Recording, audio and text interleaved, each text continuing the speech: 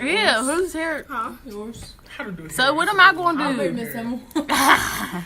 What am I going to do? All right, you do how to braid hair then. You can do that, but I'm just saying. How to draw the monster. 4:30 in the afternoon, February 9th, 2024, Baldwin, Pennsylvania. Police arrive at an apartment on Young Ridge Drive. Inside, a 20-year-old woman lies on the floor. She has been shot multiple times. In the next room, her 1-year-old daughter, unharmed, alone, just feet away from her mother with no idea what happened. This is an ordinary apartment complex, the kind of place you'd pass without a second look. Maybe it reminds you of somewhere you've lived.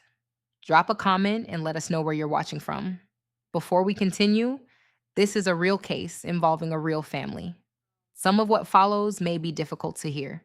Viewer discretion is advised. Right now, there are more questions than answers. Someone did this, and someone walked away. They left a child alone with her mother's body. No name yet. No motive yet.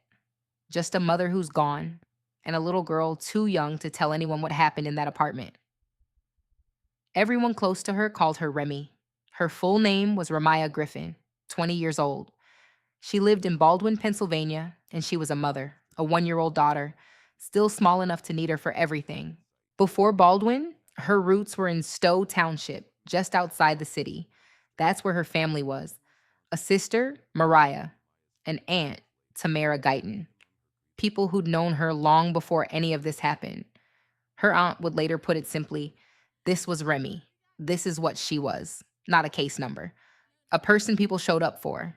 The father of her daughter was Adelin Itongwa, 22 years old, living roughly half an hour away in Monroeville.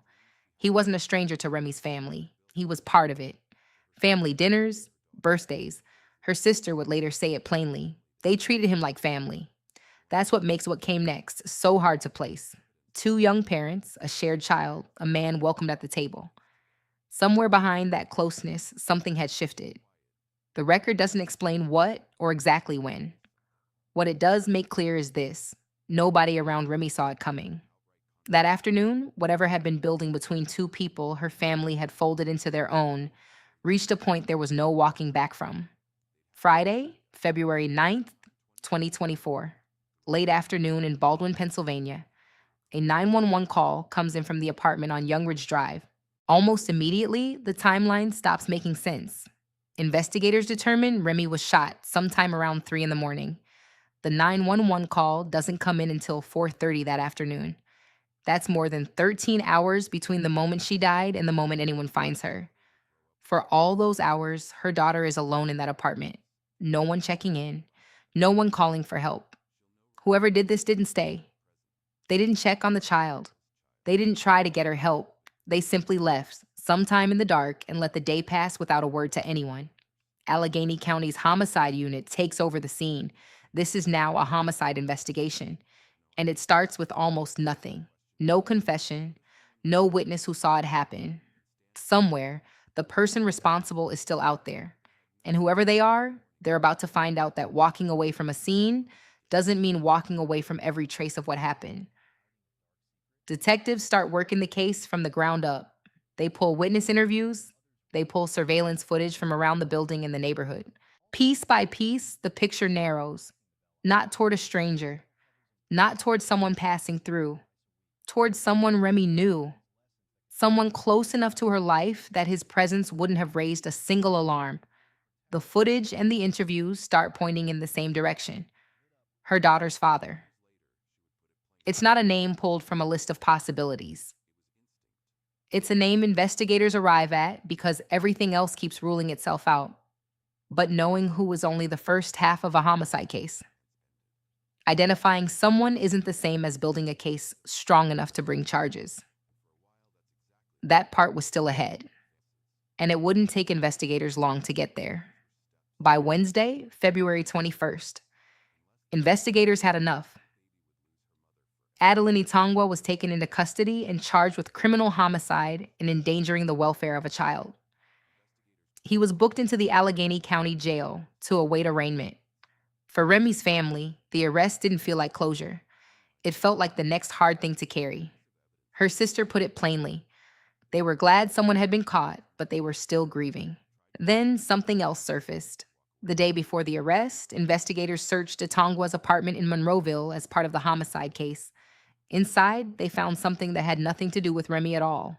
Months earlier, deposit bags had gone missing from pharmacy routes. Checks and money orders, taken between a courier's stops and the warehouse where they were supposed to end up. Itongwa had been the driver assigned to that route during the exact window the bags disappeared.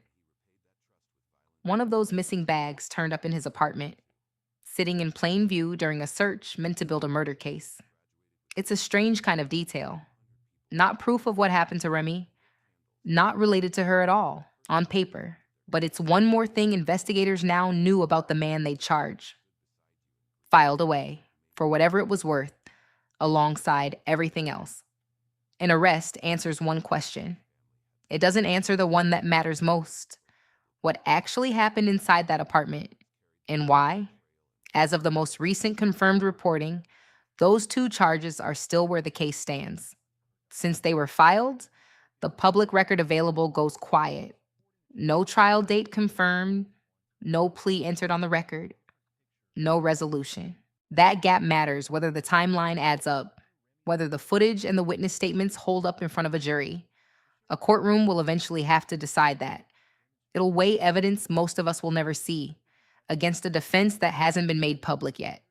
For Remy's family, none of that legal machinery moves quickly enough to feel like justice. It moves at the pace courts move, months, sometimes years. If you've ever waited on a case like this to move through the system, you know that feeling. Tell us in the comments how long you think justice should take. And in the middle of all of it is a little girl who was in the next room that day. Too young to have a say in any of it, whatever it ends up deciding. On a Thursday evening, family and friends gathered at Stowe Rocks High School, not for a trial update, not for a press conference, for Remy. Around 200 people came. They released balloons into the sky above the school, one by one, in her honor. Her sister stood there and called her what she was to her before any of this, her best friend. Who would want to do something to her, she asked, and take her life? The manner of it is just, it doesn't make any sense. We just don't understand. Nobody there had an answer. They weren't looking for one that night. They were looking for each other. Family members called for peace. They called for justice. They shared the parts of Remy that never made it into any police report. The version of her that existed before February 9th, and the one they intend to keep alive. Because Remy left behind a daughter. 1-year-old, too young to remember any of this. Not the apartment, not the room she was found safe in, not the mother who was steps away and couldn't come to her. Her aunt prayed out loud that whoever did this would be caught. Her sister made a different kind of promise. She said the little girl was hers now, her third child. I'm going to make sure that she remembers her mom, she said. We're going to keep her memory alive. That's what's left. Not a verdict, not a sentence. A little girl who will grow up hearing about a mother she was too young to remember. Kept alive in the only way that's left to give her. In the people who loved Remy first, and who refused to let her be reduced to what happened to her. She was 20 years old. She was a mother. She was somebody's best friend. That's how this one ends. Not with the man accused of taking her life. With her.